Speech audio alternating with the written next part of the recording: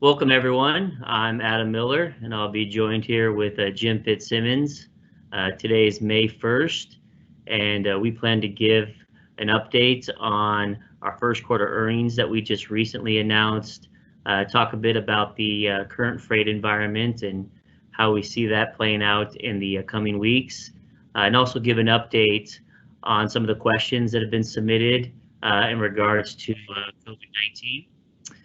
So I'll jump in real quick on first quarter.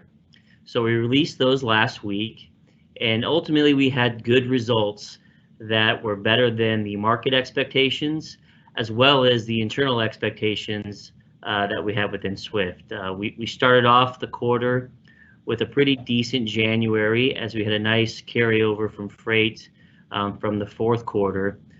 February was a bit tougher, especially in the West Coast, as we saw manufacturing in China begin to really impact the imports that were coming in off the West Coast, and that certainly played into a softer beginning to March. But our March volumes really began to ramp up in the back half of the month as demand for essential goods increased dramatically as the COVID-19 pandemic began to take hold in the U.S.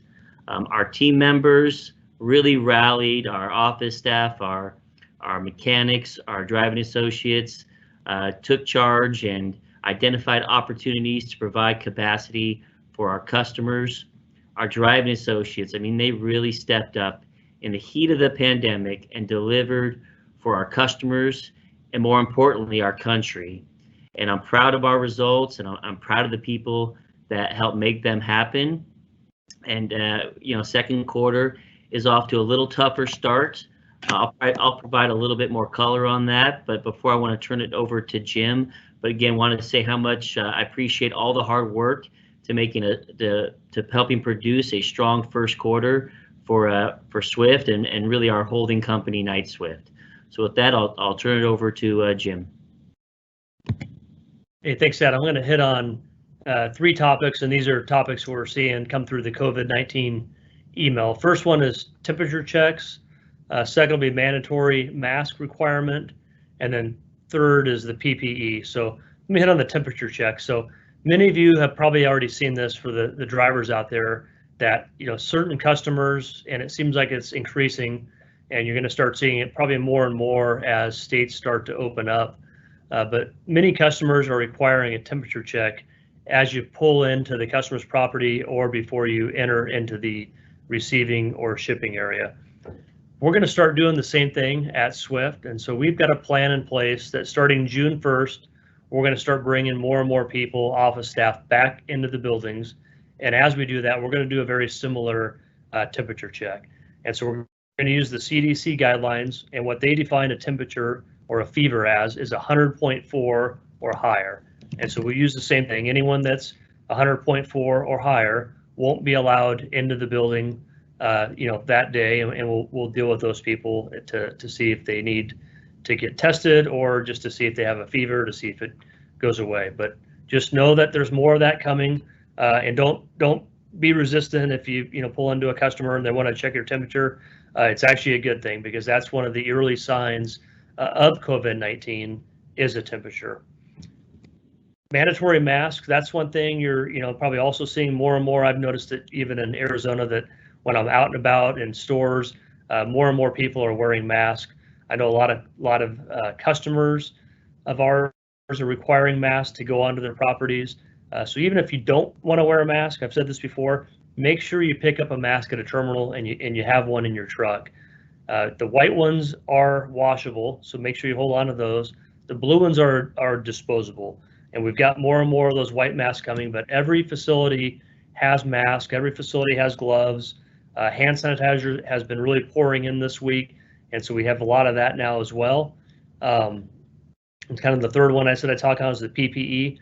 And so if you get to a terminal or a building and you're told they don't have gloves, they don't have masks, they don't have hand sanitizer, make sure you're asking not only the office staff, but the shop staff as well, because some of those products coming into the shop, some's coming into the office, and it's going to be kind of a little bit of a clumsy process for the first couple of weeks until we get things smoothed out at each individual terminal or building. We've got disposable rags that are coming in, and so we also have disinfectant spray that'll be coming in the very near future. In the meantime, you could use the hand sanitizer or just squirt that onto a rag to be able to clean the inside of your truck, your steering wheel, your door handles, whatever you might need to. But we're aggressively working on trying to get an actual disinfectant spray, and we'll be issuing out spray bottles to all the drivers as well. I'm turned back over to Adam, but again, appreciate everything everyone's doing out there. Thank you. Thanks, Jim, for the update there. Last topic we want to hit on is just the freight market, and this is a hot topic throughout our business. And I can say we're all focused on bringing more freight opportunities into our business to keep our trucks and our drivers productive. Volumes peaked this year the third week of March when we saw that surge from essential goods as the pandemic began to pick up in the U.S. And we also saw that during that time you had the non-essential retailers in many cases were still open and moving freight.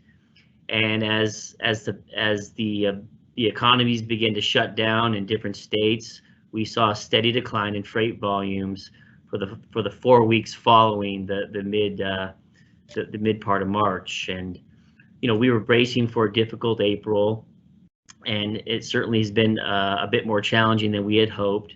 It felt like every week was more difficult than the prior week. The good news is we've been tracking it very closely, is that volumes look like they've bottomed out at the week ending April 18th of this year. And we've started to see positive week over week trends the last several weeks. Now, certainly we're not where we would like to be. Certainly there's certainly a need to have more freight throughout our network, but we're optimistic about the volumes gradually returning in May as the economy begins to open up. And whether you agree or you disagree with any of the different states and the governors, there's about a dozen states now that are beginning to reopen their economies and really public life, and a lot of that is starting today. Actually, we have many customers communicating their reopen plans, and for the most part, they're all beginning in May. Some sooner than others. We're going to monitor it closely, and we'll make adjustments in our strategy as we gain more visibility to our expectations of load count. But we do expect to see volumes begin to improve. And then you've got produce season that's also hitting, and so that'll bring on some more opportunities, particularly in the refrigerated business. But it'll also take some capacity that some of those refrigerated trucks are running dry loads right now. So I think that will help the broader trucking market. So I think that we're optimistic that May will begin to trend much better than what volumes we saw in April. Our number one focus remains the safety of our team members, and so we're taking all precautions that we believe are necessary to keep our employees safe, including our driving associates, our mechanics, and our office employees. But again, we're also focused on keeping our trucks and our drivers as productive as possible so that our employees can generate a strong paycheck and continue to provide for the loved ones that rely on that. Again, we appreciate everyone's work to get us through April, and certainly the effort it's going to take to come out of this pandemic as a stronger company than we started. So with that, I'll turn it back to Jim if you wanted to offer any appreciation for the team members. Yep, thanks, Adam. Yeah, again, just appreciate everything everyone's doing out there. I think we're on the tail end of this virus, and so like Adam talked about, we've hit the bottom, and now things should start to improve. And with the states reopening, things will get better. So we'll continue to have these weekly videos as long as you guys feel there's a need. We've talked about going to every other week, but I think right now the feedback is there's enough questions that we're going to keep doing these weekly for the near future. But keep sending those questions in. If you've got questions in regards to what is Swift doing, am I safe, whatever they are, that COVID-19 email is there to support our drivers, our office staff, our mechanics, and if you see something that you don't feel is right, that's a great avenue to speak up. And we found a few things where we've had to make corrections. So obviously we're learning as we go along in this, and taking your feedback is one way we do a much better job at that. So thanks for everything everyone's doing. Thanks.